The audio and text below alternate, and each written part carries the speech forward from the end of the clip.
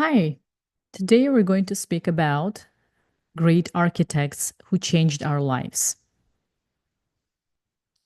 Architects help create our physical world. So, hi, I'm Gunay, and today we'll learn English and about three famous architects. And here they are. The first one is Le Corbusier, who is from France. Second one is Andrea Palladio, who is from Italy. And the last one is Zaha Hadid, who is originally from Iraq. Le Corbusier, the most famous architect of the 20th century, is Le Corbusier. He was born in 1887 and died in 1965. A Swiss French architect, he was a pioneer of modern architecture and urban planning, known for his ideas that changed cities around the world. His approach included functional design, geometric forms, and the use of modern materials such as concrete, which became symbols of the international style. Le Corbusier's works include the Unité d'Habitation in Marseille, the Villa Savoy near Paris, and the urban plan for the city of Chandigarh in India. His theories on urban planning, written in books such as Towards an Architecture, remain fundamental to modern architectural practice, demonstrating his important role in the field of architecture. Let's do a little quiz and see if you remember some of the facts that were given in the reading. First question goes, who is considered the most famous architect of the 20th century? Now, you can pause and look at the text, see what could be the correct answer, and then answer for yourself. But I'll be reading the questions. Feel free to pause anytime you have to. So the options are A, Zaha Hadid, B, Le Corbusier, C, Andrea Palladio. Second question, what was Le Corbusier's nationality? French, Italian, Swiss French. Now, again, you can pause, but if you remember from the text, the right answer was Swiss French. I think I have to add the Swiss flag under his name as well for being fair, because he's not just French, he's Swiss French. Sorry. Third question. What type of architecture influenced Le Corbusier? Gothic architecture, modern architecture, and the last C, medieval architecture. So the last version is modern architecture. He was one of the most famous architects of the 20th century, and that would be modern architecture.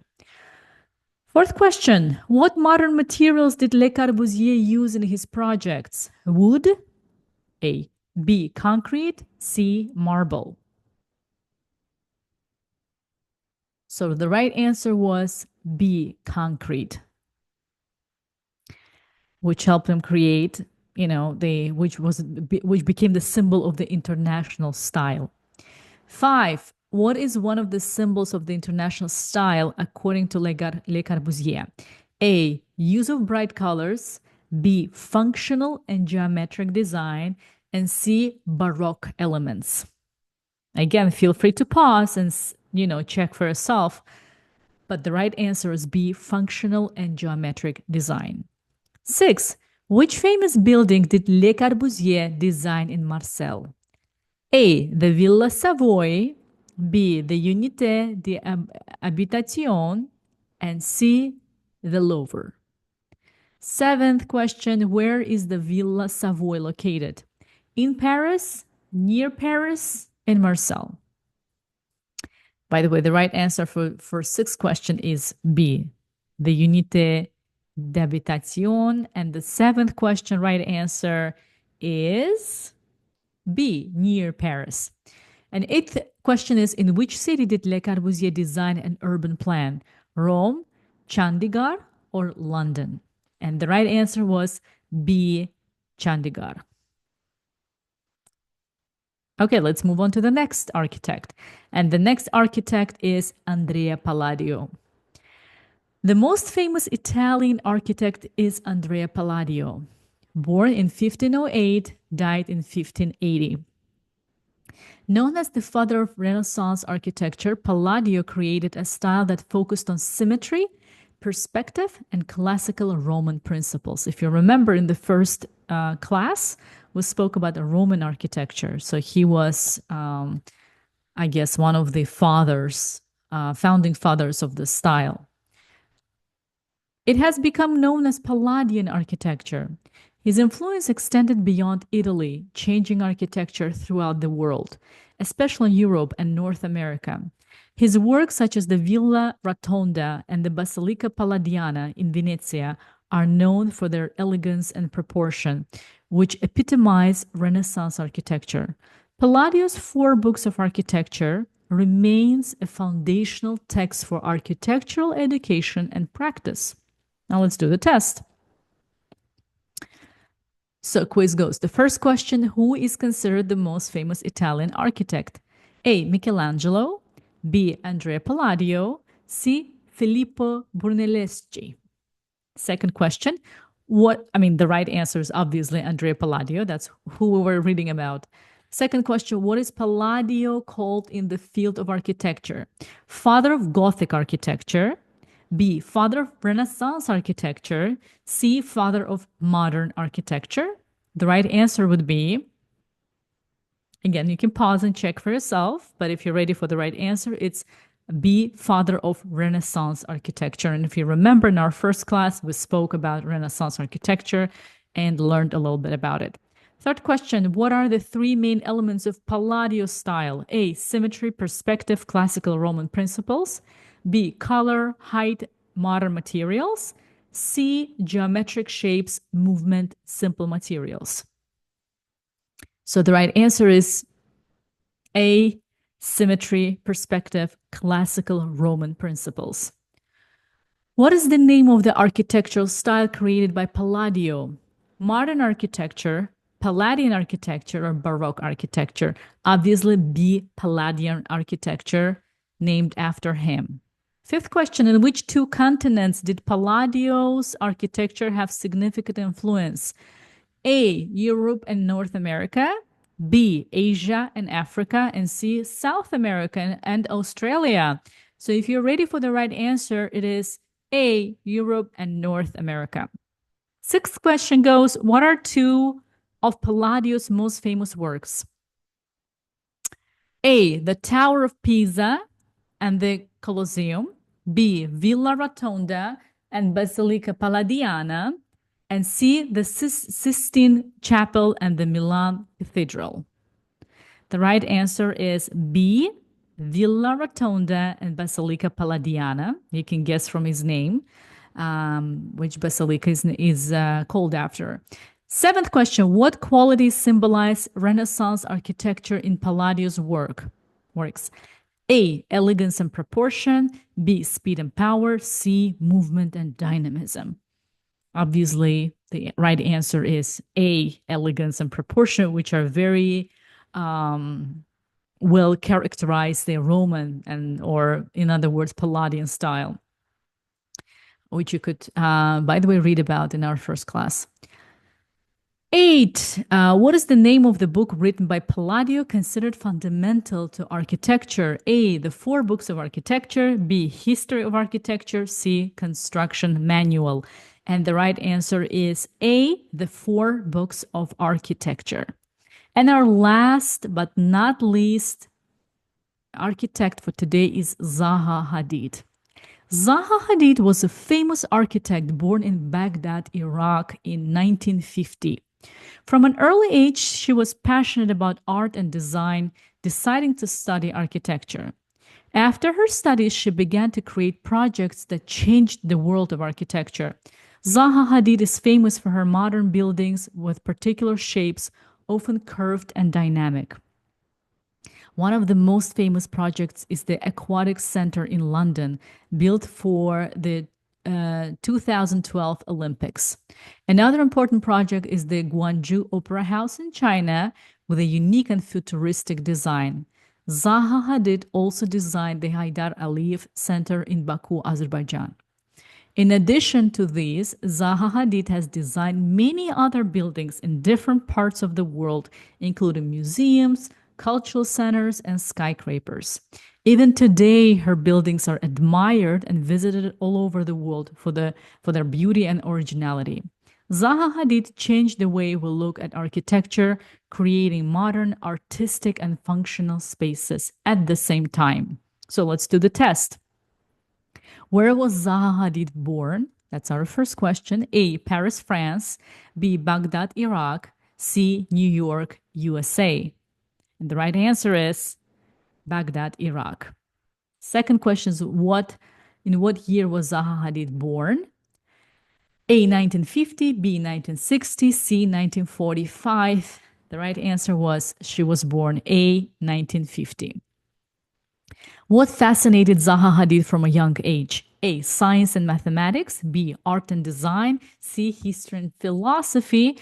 And of course, we can guess from the history that we read about her, from her biographies, that she was really interested in art and design from early age. Fourth question, what event inspired the construction of a London Aquatic Center designed by Zaha Hadid? A. The 2012 Olympics. B. Expo 2020. C. The Rio Carnival. Of course, the right answer is A. 2012 Olympics. Fifth question, where is the Gwangju Opera House, another famous project by Zaha Hadid, located? A. China. B. Japan. C. India. The right answer is A. China. Which famous building did Zaha Hadid design in Baku, Azerbaijan? A. The Louvre Museum. B. The Haydar Aliyev Center. And C. The Eiffel Tower. We all know, especially those from Azerbaijan, that it's the Haydar Aliyev Center that we proudly have and love and visit with all kinds of different exhibitions and other wonderful and exciting things going on inside it. Seventh, what types of buildings did Zaha Hadid design besides those already mentioned? A. Theaters and shopping centers. B. Museums, cultural centers, and skyscrapers. And C. Houses and restaurants. From the text, if you remember, it was museums, cultural centers, and skyscrapers, which is B. Why are her buildings still are still admired today? A, for their vibrant color. B, for their beauty and originality. And C, for their simplicity. And the right answer would be B, for their beauty and originality. Okay, we're done with architects, but that's not it. Today, in the second part of the class, we're going to cover a little bit the topic of articles. So what is the architects who changed the world? That's obviously it's an article. And actually the can always be replaced with this and that because we speak about something definite, something that is concrete, that the other person or whoever is listening knows what we're talking about. When in opposite, a and an or an stands for one. So if you can replace a with one, and it completely and totally still makes sense because it's an indefinite kind of object, then the right article indeed would be a. For example, let's look at the examples. Definite article, the, refers to specific or known nouns used when both the speaker and listener know the noun being discussed. For example, the book on the table is mine. So we speak about a definite book on the table. And here, just to check if this article is correct for the sentence, we can replace it with this or that. That book on the table is mine, or this book on the table is mine. Okay, correct. Good usage. Second one is indefinite articles, which is a. Refers to a singular non-specific noun starting with a consonants or a sound. And the example is, I saw a dog in the park. So we can replace a with one. For example, I saw one dog in the park. Any dog, just one dog. Okay? And there's another version of an indefinite article in English, which is an.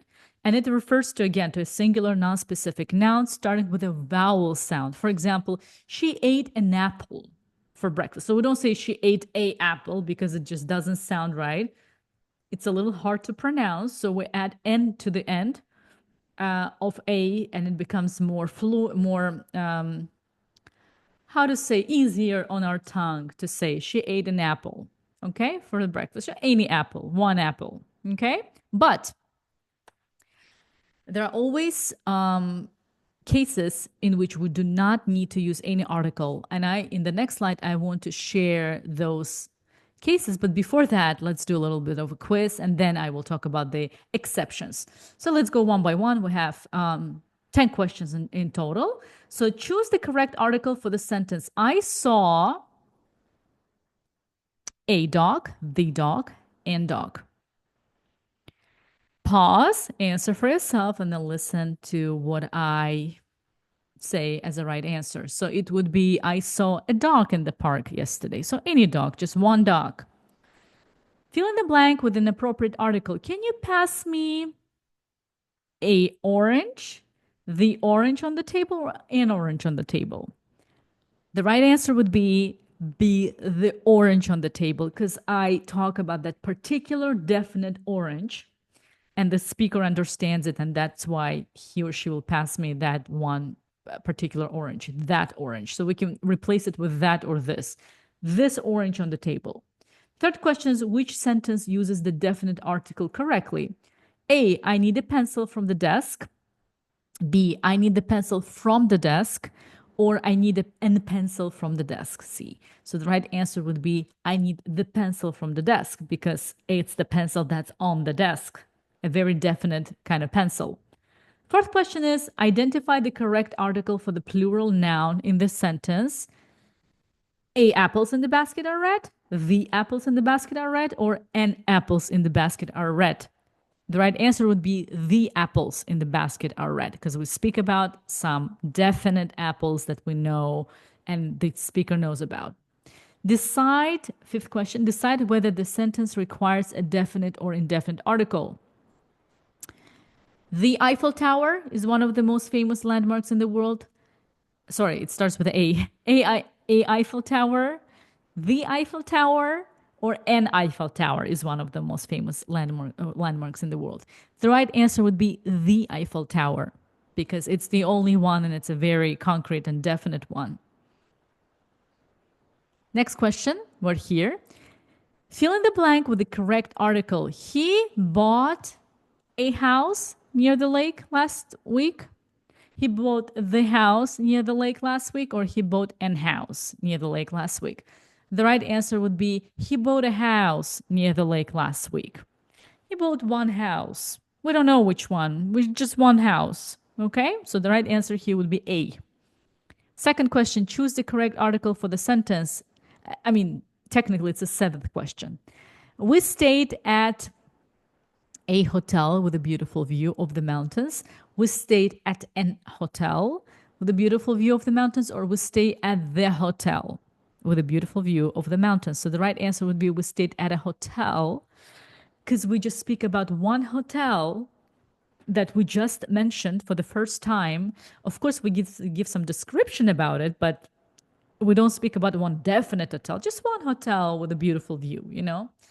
Next question is here. Which sentence uses the indefinite article correctly? She wants a new bicycle. A. B. She wants a new bicycle. And C. She wants the new bicycle. The right answer would be B. She wants a new bicycle. Just any new bicycle. One new bicycle. Next question. Identify the correct article for the singular noun in the sentence. There is a interesting book on the shelf, the interesting book on the shelf, and an interesting book on the shelf. The right answer would be C. There's an interesting book on the shelf. We are not yet, showing and speaking about that book in a more particular and defined way. For example, the book is very interesting. We just say that there is one book on the shelf. So again, you can always check with the word one. Here, we cannot say there is that interesting book on the shelf, but we can say there is one interesting book on the shelf, and it will be correct. And the last question, choose the appropriate article for the sentence. A moon is visible tonight. The moon is visible tonight and an moon is visible tonight. There's just one very definite concrete moon that is above us. So we would say the moon is visible tonight.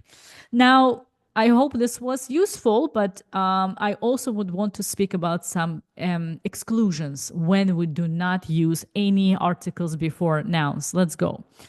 Uncountable nouns. So, for example, nouns such as water or happiness. Water is essential for life. Happiness is important. See, we don't use any articles here because we cannot count water and we cannot count happiness. And all other nouns that we cannot count, in some cases, of course, there are exclusions to that as well, but most of them do not require any articles.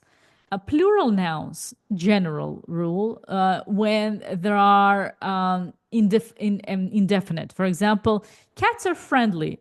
Students should study hard. But if we talk about particular group of students, then we will use an article. For example, the students over there need to come here and enter the class. For example, the students over there are my students. Okay? So then we use it. But here it's indefinite, just any students, any cats. Proper nouns are just, names. Like John is here, France is beautiful, Microsoft is innovative, like company names, country names, obviously people's names, and so on. Languages. Articles are not used before the names of languages. I speak English. She's learning Spanish. No articles. Meals. No article is used before names of meals unless specifying a particular meal. We had lunch, we had dinner, we had breakfast. So lunch, dinner, breakfast, supper do not require any articles. But if you speak about a particular like food, I had the soup. I ate the soup. There was soup in the fridge. I ate the soup. Then you would use either definite or indefinite article.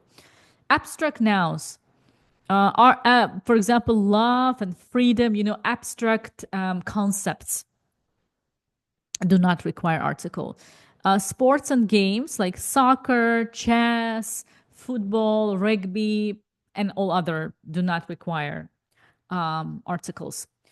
Academic subjects, mathematics, history, geography, I don't know, architecture, none of them require articles.